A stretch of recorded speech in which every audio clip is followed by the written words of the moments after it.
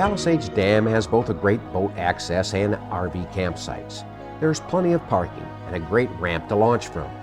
You'll need an annual or daily permit, which are readily available at all the improved boat ramps. You can fish just below the dam, and there are some truly monstrous fish here. Gear anglers have had the best luck, but some lunkers have been landed by the persistent fly fishers who have put in their time. Boat's really a nice way to go if you have any option at all to get out there, and so you can handle this big water a little better. That's right. You can row either bank here. Once the water drops a little bit, once it gets down to about that 10,000, you can row over to the other side there, and there's seams on both sides of this. You can see there's one right here in front of us, and there's another nice little seam that comes right off that point up there. And you can actually row your boat up and then bring it out into the current and then fish back in towards the bank with, fishing those little micey shrimps or those little flesh flies, and just taking them along the bottom. And then you get down here to the end of it, and you can just row right back up. And then also, right out in here where the main current's going right there, but you can see the break out there. You can sit right there in that little, in that calm water and fish right along that seam that goes down through here. And you need a boat to get out there any time of the year. But that's probably where some of the most consistent fishing is from that point right there down to about where the thickest part of those willows over there start. The boating accesses are really good over here. They're plenty of room to park, and they take a lot of traffic. This parking lot's pretty full. They have some camping here, and this is your first access, isn't it, right below the dam? That's right. Just call this Palisades, or what is this called? Just the dam? Yeah, call it the dam, Palisades Dam. Palisades Dam. It's the beginning of it all. And we're going to hop in the boat here in a little while, and we're just going to float down 5 or 6 miles, you think? That's right. Yeah, we're going to throw some streamers around. There's the streamer fishing up here. Well, I really love the streamer fish, and some of the best streamer fishing on the river, in my opinion, is this little stretch that we're going to do. The first 8 miles of the South Fork, pretty much the float from the dam to the Irwin boat put-in, is the straightest and most channelized portion of the river. Much of it has a deep middle run with high banks on both sides. There has to be some monsters lurking in the depths, but most of the angling is done right up next to the shoreline. I didn't quite get that one where I wanted. I'm still going to give it another little shot a little further back in there. This time we're right under the bush. And there he is. Got it. He's not a big one, but he was under. Whoa! Came Save? off. Ooh, pulling off that log. But he was under the bush, wasn't he? He was, yep. I think a lot of people struggle with that when we talk about fishing the banks on the South Fork. You gotta get them in there. Well, that's what see the size of that one? That was a good one, yep. Little looker. I think he's back. Problem with him is I'm sure he was living under that bush. Now we're past it and I can't get it under there. Of course, I'd have been happy with that other fish. He counts. We saw the leader. There he is, under that bush. See that? Got a nice one out of that. That's a cutthroat. And see, we got that fly under the bush, and you couldn't put a dry fly or a nymph under there. Nope. Not a big fish, but he's a nice cut. Always amazes me how, I think I can just thread him up here, but it amazes me how a fish that's not that big is going to just attack something. Look at the color on that guy. A beautiful fish. And that's the fish. Ow! Ouch. Don't leave that on film. He stuck that other hook right in me. Oh, all right, buddy. There you go. That fish got even with me a little bit. Yeah, he did. Starting in the spring, huge salmon flies are the bug of choice, followed by stoneflies and then whatever's hatching as the season progresses. The river's pretty channeled up here, but you're still going to find some pretty decent mayfly hatches and rock. There's some real good the stoneflies, the salmon flies, and the goldens are up here too. I don't see a lot of that going on just yet. It might be a little bit early, but I'm just now starting to see a few PMDs flying by us, and I've noticed a few yellow sallies too. So, and there's a couple spots where you can anchor up out here and really beat up on some fish. It is also a favored stretch of water for streamer flies. The swift current and fast transition from shallow to deep offers the angler the chance to turn some really big fish. Those birds are pretty unhappy, aren't they? All right, here we go. Starting to get some bushes and stuff now. Oh, there he is. There he is. Oh, I pulled it out of his mouth. He had it. He had They it. like that color, don't I they? saw it go down his throat, so I tried to sight strike him. Well, the other thing I've noticed, you know, a lot of these fish are hitting this streamer dead drift. The hard, fast strip just doesn't seem to be the answer today. Well, that's good that you play with it like that, because that's just what you got to do with streamers. You just got to keep experimenting until you get the right combination of colors and drifts and retrieves. Oh, Mike! Oh, that was a big one. He just shot out there and looked and shot back. Oh, that was the adrenaline fish there. Yeah, there he was. You know what? I think a lot of that was operator error. What we ought to do is switch guns here. All right, let's see what we can. Oh, good fish, Mike. Oh, another that's a beautiful it's fish. a big old cut, isn't it? It's a big old cut. Oh, look at him. Isn't he beautiful? He is. He's got some girth on him too. He does.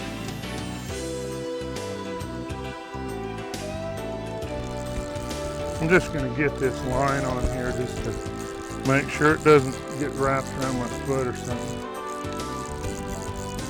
Man, that was just a classic cutty take too, wasn't it? Yeah, he just slid out there, but you know, the fly's just kind of just sitting there.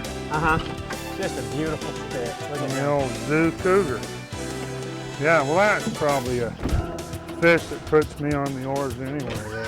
Ooh, watch the rod. Ooh, let's Yeah, break that, and then I'll be on the sticks the rest of the day. Look at that. That is just a classic. come here. Instead of trying to get the nice hero kind of pictures and get down here where I can save him and me from a lot of trouble. There. There he is. Oh, he didn't want to hang around to get his picture taken, did he? All right, let me have some more time. Ooh, that's probably bigger than mine. That's a brown, isn't it? That's a big old brownie. Brown trout. Biggin. Yeah, that's what we want.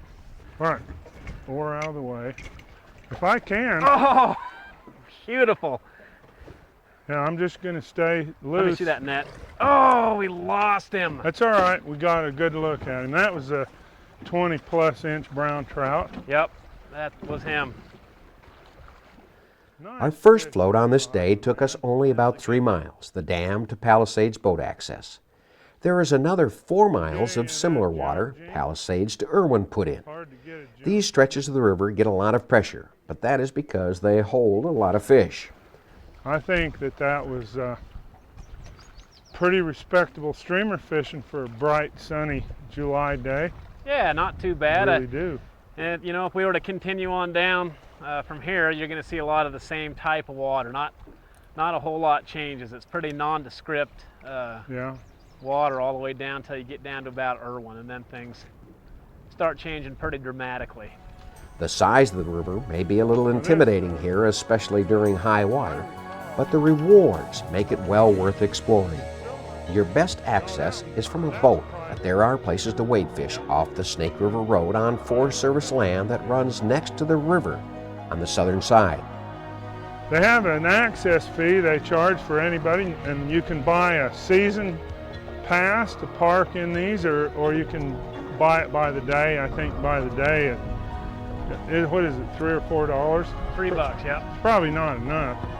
You only pay it at the access where you've left your vehicle. You just pay it once, and of course your season one, which is what we all do, works everywhere.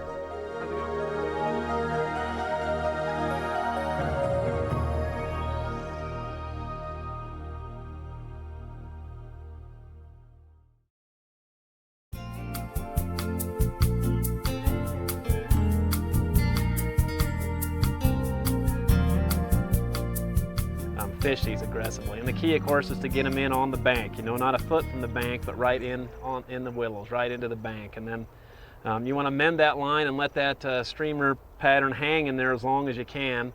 And then what I like to do is throw another mend in downriver so it looks like it's turning the corner and then trying to run away from whatever's pursuing it. And usually when that streamer turns the corner like that, that's usually when you're going to get that big aggressive strike. Todd, there's a picture of you in the back in your shop with a mighty big fish that you caught on a streamer. Well, how big was it? That was a 26-inch brown and weighed about 8 pounds.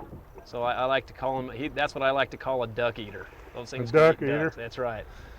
It might be because of my so much time on the Henry's Fork, but I've always fished a lot of just more sparse, smaller streamers, like a zonker's a good one. And then I started fishing with you and Kelly Gallup, and I mean, you guys just scare me with the stuff you throw. I mean, there's enough fur on one of those rabbit fur streamers there. I could tie 5 dozen dry flies out of that one fly. So, you know, I'd like to look at some of these streamers and get some of your thoughts on why you like to use these big monsters.